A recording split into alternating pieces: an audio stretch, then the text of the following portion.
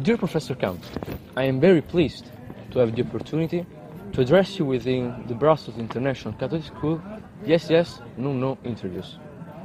You earned a BA from Harvard University and both MA and PhD in classical archaeology from Princeton University. You are a world-renowned archaeologist who has written multiple books and articles, has been involved at the Agora since 1966, and was the Mellon Professor at the American School of Classical Studies at Athens from 1985 to 1996. Since 1994, you are the Director of Excavations at the Athenian Agora, for which you received in 2016 at the Metropolitan Club in New York the Athens Prize by the ASCSA, where you are currently Professor of Archaeology.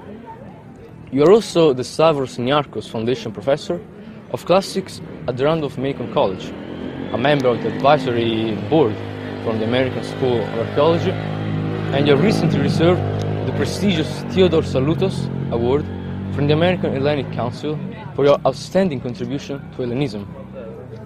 Therefore, given the nature of both your work in Greece and the United States, I am sure you are to provide international students with relevant advice with regard to their current and future studies. But before starting, let me remind you that the BICS, Yes, Yes, No interviews are based on the concept of the Gospel of Matthew. Let your words be simply yes or no. So, I would ask you to answer my questions always by starting with either a clear yes or a clear no. Do you agree to it? Yes. As a secondary school student, my first question deals with the American university system, particularly from the perspective of an international student. Would you or would you not advise an international student to apply in the US for undergraduate classical studies, instead of studying them closer to the cradle of civilization that is Europe? Yes, I think, yes, I would advise students to come to America to study. There are lots of opportunities. There's tremendous amount of choice. There are 3,000 universities in America, which makes it much easier in terms of access to good people who do this. Almost all of them have departments of classical studies. And if you're already a European, then you have access to visiting the sites. What matters is what you learn in the classroom. And the opportunities are very, very great in America, both in terms of funding and in terms of choices.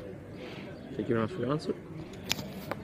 The Vox Populi says that degrees in classical studies and archaeology are not offering many opportunities on the future labor market. Is that true? I think not, but I look at classics differently. I think it's a useful way to get into any business or any profession. Because you do Greek and Latin in college doesn't mean you're ill-equipped to do many other things in life. But even within the field, there are museum opportunities.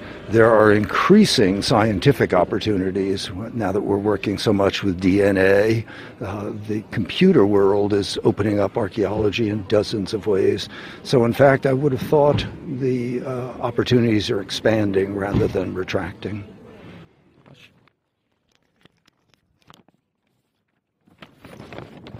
And the American School of Classical Studies at Athens and its programs, libraries, and other facilities, as well as other similar endeavors around the world, imply a significant managerial and founding effort.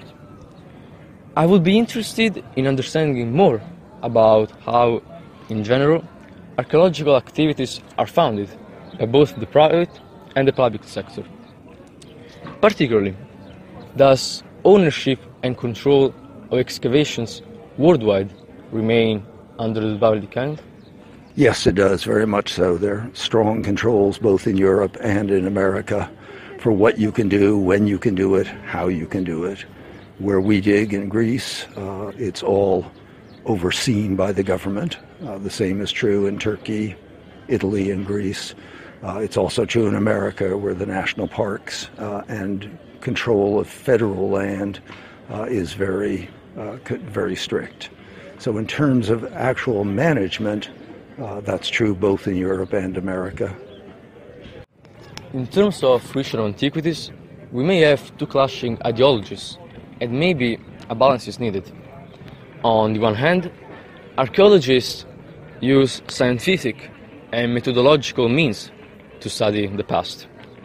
Then, items are kept in museums for access to the public or scholars, with the idea that anyone could have access to the history. Coherently, it is generally illegal to sell antiquities found after the 1960s. As it currently stands, even if you find something on your own land, it is illegal to sell it. The result, however, is often that thousands of items are stored in museum basements and away from the public eye. Therefore, on the other hand, some argue that antiquities should not be kept in storage, but sold instead. In theory, this money could also be used to fund archaeological activity. This means, however, that the material would no longer be accessible to the public or scholars for study. As not exposed in any museum, the general public would no longer enjoy some antiquities. In such case, however, the issue is that despite the fact that antiquities need to have official certificates, the latter are not regulated or standardized, and the trade in antiquities ends up by founding a very large black market, even treasure hunters.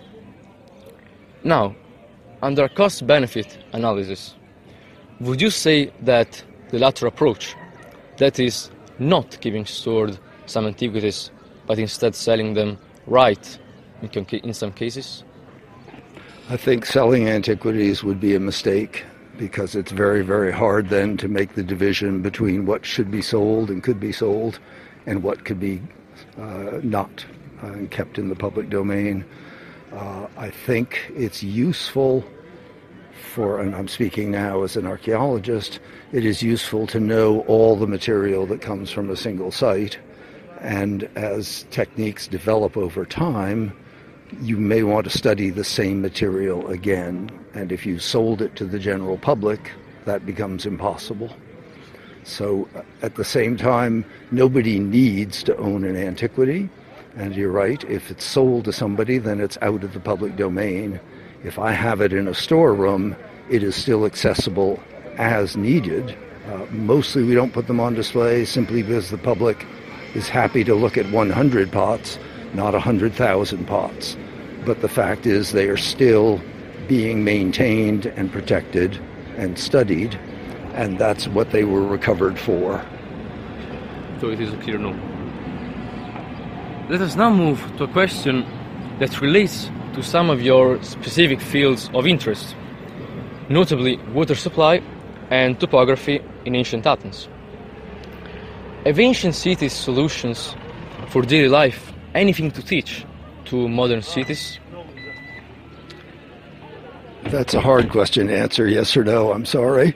I would say no, because the technology is the one place where things have changed unbelievably in modern times, and it's changing faster all the time.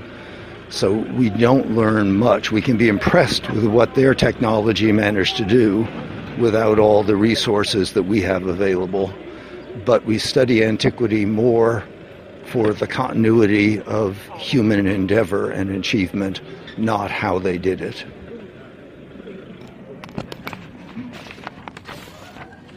Again, on the relation between ancient and current times. There are often times when archaeological discoveries seem to clash with modern needs.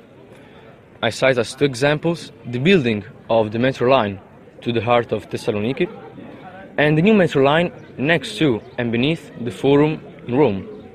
Both of these projects have been delayed due to the need for extensive archaeological excavations.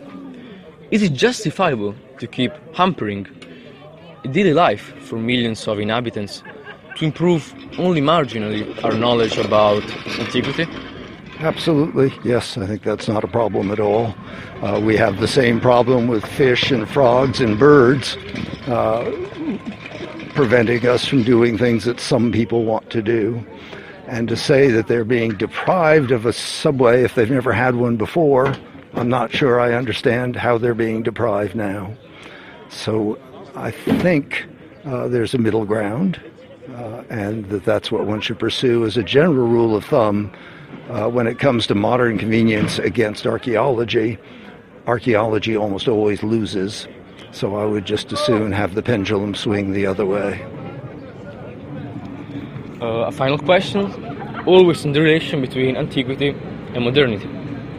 Matters like how leaders have emerged, social inequalities grown, demographic changes developed, environmental emergencies occurred, are all bread and butter for archaeologists. However, these are all very modern public debates too.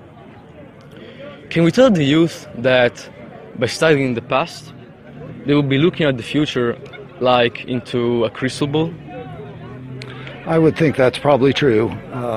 As I've worked over the material, it seems to me that the only thing that's changed is the technology, and that how people react, how people's goals, people's ambitions, people's good behavior and bad behavior can be paralleled at all times throughout antiquity and certainly into the modern time. So you can know it, but whether you can do anything about it is another matter. It is time to conclude our interview. Many thanks for your time. In closing, would you like to send any open message to the youth about classical studies and to the youth who are about to make their choice to enroll to a university? Sure. It may be slightly different from Europe and America, but from the American point of view, I would advise almost any student who can do it to study antiquity. If you look at some very, very successful men, they majored in Greek or Latin when they were undergraduates, and I don't think your major matters one bit. You learn how to study and you learn how to learn in college. You don't have to learn your discipline or profession there. And it seems to me, if I were hiring somebody and for a job and people did not have the experience, I would look at somebody who had majored in, let's say, theater arts, and I would look at somebody else with identical papers except they had majored in classics. I would know that the classics major had an immense amount of discipline to have mastered that field, and that is the sort of person I would want as an employee. Thank you again, Professor Cavez. Yeah, you're welcome.